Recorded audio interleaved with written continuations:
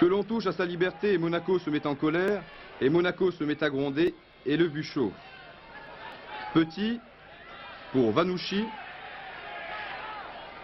Il a Petit à ses côtés. Il préfère centrer pour Dalger. Dalger a un 1-2 avec Onis. Tête de Noguès. Onis entre deux défenseurs réussit à tirer. C'est le premier but. À la grande joie du public, il faut bien le dire, une joie que ne semble pas partager Hétor, le gardien messin. Après une demi-heure de jeu, Monaco 1, Metz 0. Gardon passe Braun, puis Zégnier. Vanouchi maintenant pour Dalger. Dalger qui sert Noguès. Sur ce centre, Luquez laisse passer pour Onis qui échoue sur Hétor.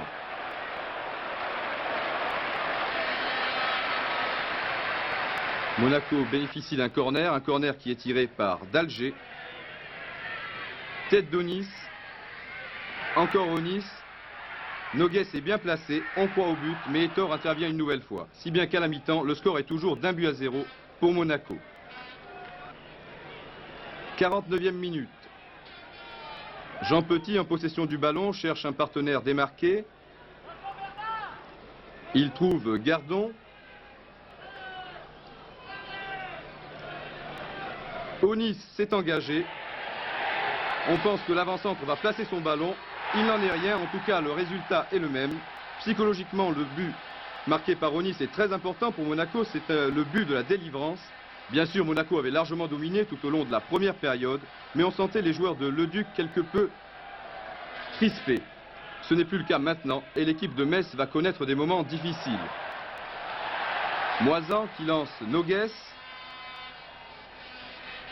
Dalger, contré par Génie. Mais Monaco récupère avec Vanouchi. De nouveau Dalger. Le capitaine Jean Petit qui change d'aile. Alfred Vitalis qui accélère, passe Zégnier et adresse un excellent tir. Mais Hétor est bien placé. Noguès pour Moisan. Moisan qui temporise un petit peu. Redonne à Noguès. Dalger qui est fauché ici dans la surface de réparation. Mais Dalger n'obtient qu'un coup franc.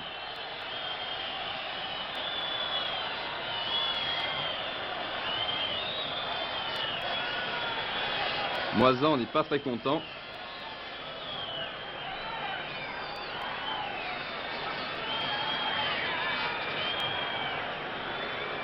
Qui dit coup de pied arrêté dit Christian Dalger. Reprise de Noguès sur le poteau. Onis a bien suivi. C'est son 3e but de la soirée. Et par là même son 27e but en championnat. Après 55 minutes, Monaco 3, Metz 0. Correa qui trouve Rouquette en retrait pour Vanouchi, sans contrôle pour Gardon. Décidément très offensif hier soir. Gardon crochette Muller, mais Hétor anticipe bien et écarte le danger. Petit pour Rouquette. Onis rate le ballon de la tête. Et on retrouve les deux internationaux, Christian Dalger et Patrick Battiston. Battiston qui contre une première fois Dalger. Mais ce dernier a le dessus, réussit à centrer. Hétor bloque une nouvelle fois en 2 temps. Les attaques monégasques se multiplient. Au début de chacune d'entre elles, on trouve le capitaine Jean Petit. À l'arrivée, Delio Onis. Onis qui est contré ici par Delpierre. Dalger, talonnade de Petit. Pour Onis qui réussit un 4e but. On serait tenté de dire Onis 4, Metz 0. Mais cela serait une grave erreur, surtout quand on sait que le jeu de Monaco est basé sur la collectivité. 4 buts à 0 pour Monaco et coup franc pour Metz. Un coup franc tiré par Battiston. Reprise des buts de Muller. L'arbitre, M. Buils, annule le point.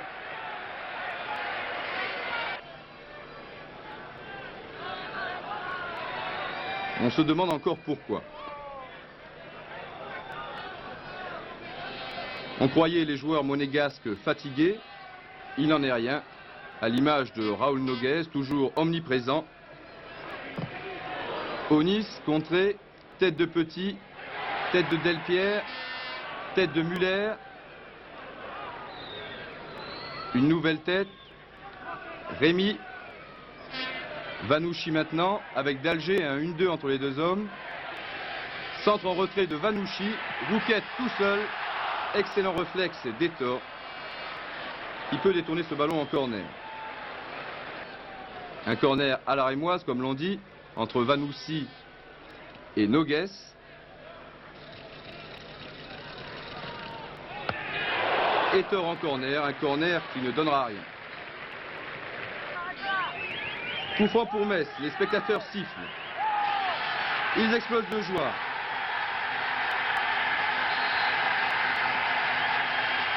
Ettori détourne le tir de Braun, mais que s'était-il passé? C'était tout simplement le speaker du stade Louis II qui venait d'annoncer le résultat final du match Rouen-Nantes.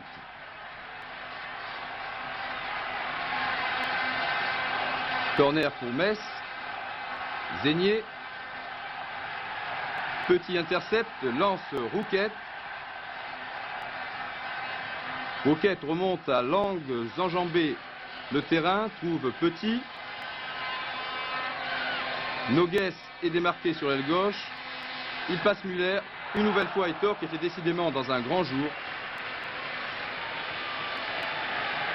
Moisan, on joue les toutes dernières secondes de la partie. d'Alger. Et Monsieur Buils qui siffle la fin de la rencontre. Monaco bat donc Metz 4 buts à 0. Lucien Leduc, Rouen-Nantes 0-0, c'est presque gagné pour Monaco. Eh bien écoutez, il reste encore un match, n'est-ce pas, et c'est un résultat qui est assez surprenant. Et je pense qu'on peut féliciter les deux équipes, celle de Metz, même si elle a subi une défaite assez lourde, parce que véritablement, il nous a mené la vie dure, notamment en première mi-temps. Quant au résultat de Rouen, il est inespéré, et ça veut dire aussi que dans le football français aussi, on s'est joué sa chance jusqu'au bout, même quand une équipe est condamnée comme celle de Rouen. Évidemment, ça a été favorable pour nous, disons aujourd'hui, je ne le dis pas par démagogie, mais ça nous met à une excellente place. Seulement, il reste quand même encore un match. Lorsque vous êtes arrivé à Monaco, est-ce que vous vous attendiez à de tels résultats? Non, absolument pas. Non, j'ai vu qu'il y avait quand même, disons, des bons éléments, que nous étions capables, disons, de faire quelque chose de valable. Seulement, de là à espérer être placé à un match de la fin dans des conditions pour peut-être remporter le titre, c'était pour nous, disons, presque une illusion. Qu'est-ce qui explique alors le phénomène Monaco? Eh bien, ce qui explique, c'est que nous sommes peut-être la meilleure attaque, n'est-ce pas? Ce qui fait qu'il est évident que le rapport entre les buts marqués et les buts encaissés détermine le goal average, je crois. Mais il est certain que ça démontrait que nous avions une équipe offensive qui a fait des résultats suffisamment constants pour se maintenir toujours dans le peloton tête et se trouver aujourd'hui dans une position éminemment favorable. Et Lucien Leduc, modeste comme toujours, a oublié de parler de lui-même et de l'influence qu'il exerce sur ce club. Alors revenons à Nantes. Nantes en course pour le titre. Nantes qui cherchait une qualification pour la Coupe d'Europe qu'il a déjà fréquentée l'an dernier. Nantes se rendait à Rouen, la lanterne rouge, déjà qu'on est depuis longtemps à descendre en deuxième division. Bien entendu, tous les pronostics donnaient Nantes, mais parce que le football est le football et que le sport demeure le sport avec ses incertitudes, cela ne s'est pas passé exactement comme on l'attendait. Effectivement, Rouen a joué le jeu jusqu'au bout, ce qui a fait que les Nantais ont craqué le jour où il ne fallait pas, ce qui va peut-être leur coûter le titre. Un commentaire d'Alain Scoubet. 20h29, hier soir à Rouen, les jaunes avaient le sourire. Sourire crispé peut-être car la tâche n'était pas si facile, mais sourire tout de même, puisque l'enjeu étant de marquer des buts, beaucoup de buts, mieux valait affronter Rouen et sa défense médiocre que toute autre équipe du championnat. Seulement voilà, à vouloir vaincre à tout prix, les nerfs se tendent, le jeu naturel s'effrite, la technique collective s'envole et, de champion sûr de vaincre, l'on redevient une équipe comme les autres, fragile et vulnérable.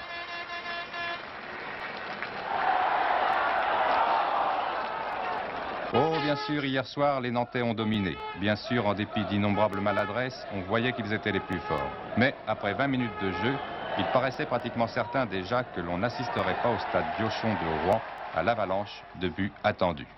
Entre une attaque qui semblait ne pas y croire et un adversaire dont on aurait dit qu'il jouait le match de sa vie, Nantes n'était pas en mesure de donner rendez-vous au succès.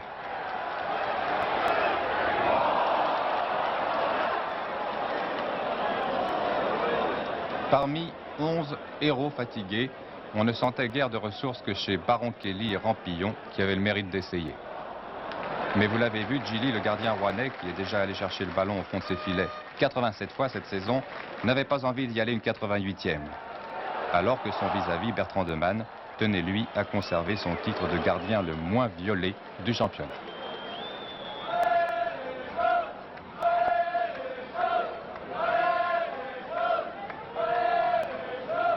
Pour tout dire, il n'y eut guère pour les Nantais au long de cette première période et peut-être même tout au long du match qu'une seule véritable occasion de but. C'est celle qui se déroule actuellement sous vos yeux et qui va se terminer par un centre de Rampillon pour la tête de Baron Kelly sur laquelle Gilly va intervenir.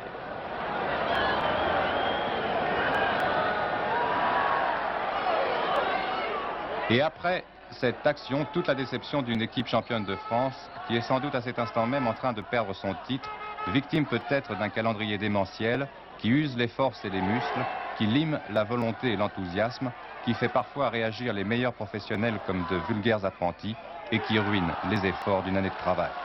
Témoin, ce centre de Baron Kelly en retrait pour personne, alors que deux Nantais démarqués à côté de lui auraient pu donner le but de la victoire.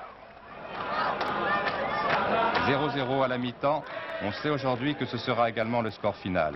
Mais hier, à leur prise, les Nantais ne pouvaient imaginer que les choses se termineraient de cette manière. Aussi continuaient-ils d'attaquer, comme ici par Pécou et Rampillon. Mais là encore, il manquait le petit centième de seconde de promptitude qui peut faire d'un score vierge une sévère correction.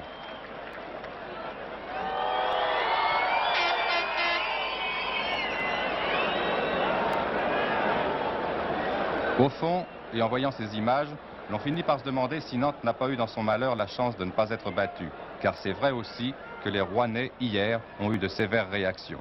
Comme ici par Carrier, qui centre pour la tête de l'excellent ailier Bourebou, au grand plaisir d'un public qui n'était venu qu'en petit nombre, assister à ce qu'il croyait être la fin définitive des leurs.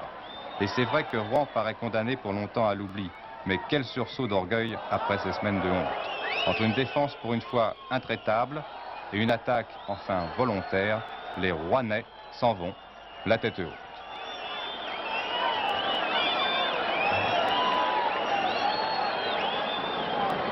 Et ce n'est pas le petit Argentin Pena qui dira le contraire.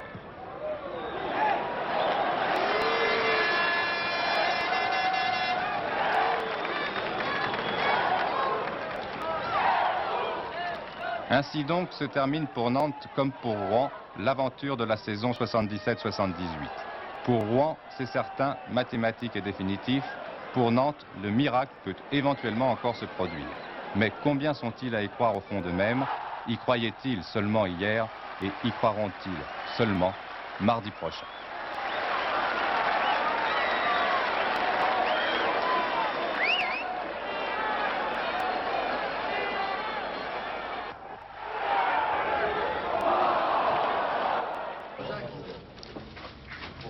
Henri Michel, vous estimez que c'est fini là maintenant pour vous, pour l'équipe de Nantes? Bien, si on compare notre résultat et celui de Monaco, je pense qu'on a peu de chance d'être champion. Donc, mathématiquement, il y a une petite chance, mais ça sera une chance sur 1000.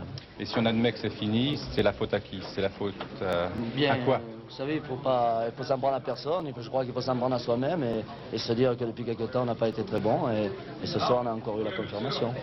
Qu'est-ce que ça vous fait à vous personnellement? De quoi vous pensez là? Bien, je pense comme tout le monde, on vit d'espoir avant un match. Et puis, quand la réalité est là, eh bien, il y a une grosse déception. Et c'est tout un travail d'une saison qui s'envole un petit peu et c'est difficile à digérer. Je voudrais que vous essayiez de nous expliquer ça. Un footballeur qui passe toute une saison à travailler comme il le fait, parce que c'est du travail, et qui au bout du compte, pour quelques matchs un peu défectueux, va rater cette saison-là. Bien, vous savez, je crois que la seule consolation qu'on peut trouver, c'est de se dire que derrière nous, il y en a encore d'autres, ça doit être encore plus grave pour eux. Mais disons que c'est un petit peu comme toutes les personnes qui se fixent un but. Au moment où on pense avoir atteint ce but-là, où on se prépare à avoir une grande joie et on manque la dernière marche. La dernière marche, c'est une très grande déception, une très grande désolation. Mais disons que même si on finit second, on n'aura pas fait une saison pour rien. Il y en a d'autres pour qui c'est plus triste. Pour vous, c'est une consolation? Mais on se console comme on peut dans la vie parce que je crois qu'on ne peut pas faire que pleurer. Et si on finit second, eh bien, ça sera déjà une belle chose. À l'exception du match Saint-Étienne-Bastia qui aura lieu demain, toutes les autres rencontres ont eu lieu hier soir. Nous allons vous présenter maintenant un panorama de cette journée. 2 rencontres simplement nous manquent, les 2 stations FR3 régionales n'ont pas pu nous fournir, mais nous allons voir tous les autres buts avec des commentaires de Didier Roustan.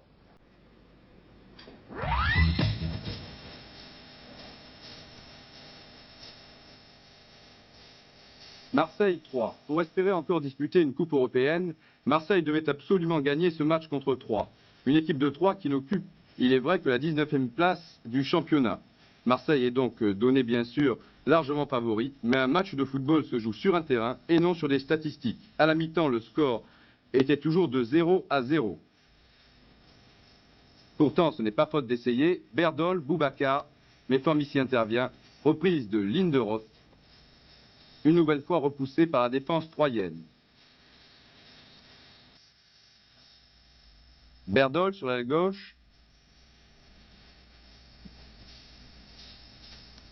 Interception de 3 et sur la contre-attaque, Curioni marque l'unique but de la rencontre. Marseille est donc battu sur son terrain 1-0 par 3.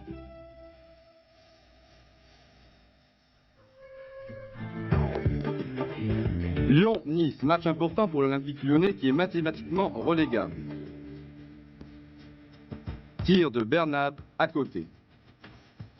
Ici, c'est une tentative de Spiegel, mais Baratelli détourne en corner. Sur cette action, Baratelli touche le ballon en dehors de sa surface de réparation, mais l'arbitre, M. Di Bernardo, a laissé jouer l'avantage, un avantage qui n'a pas profité aux Lyonnais. On revient donc à la première faute. Le coup franc est tiré par Spiegel. C'est le but, 1-0 pour Lyon après 26 minutes de jeu. 38e minute. Asseri est fauché à l'entrée de la surface de réparation. Coup franc indiscutable. On s'attend bien sûr à un tir de Katalinski, mais non, c'est Jouve qui égalise tranquillement du pied gauche. Lyon et Nice, un but partout. Strasbourg-Sochaux. Les joueurs de Strasbourg jouent sur la gauche en maillot bleu et blanc. Ici un tir de Marx détourné du bout des doigts par le gardien Batz. Réplique immédiate de Sochaux, un tir de Djadaoui qui est détourné par Speich. Sur le corner, tête et but de Pintna. On joue seulement depuis 6 minutes et Sochaux mène 1-0. À la surprise générale, il faut bien le dire.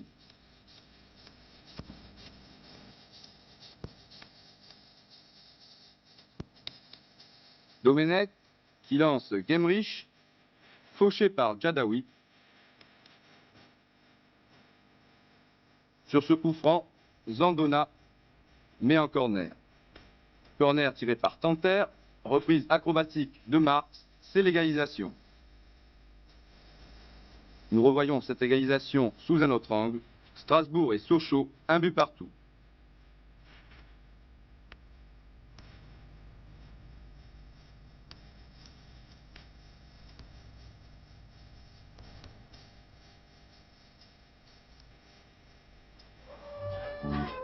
Nancy-Saint-Étienne. 11e minute. Rubio pour Caron. Un tir de 25 mètres. Kurkovic est battu.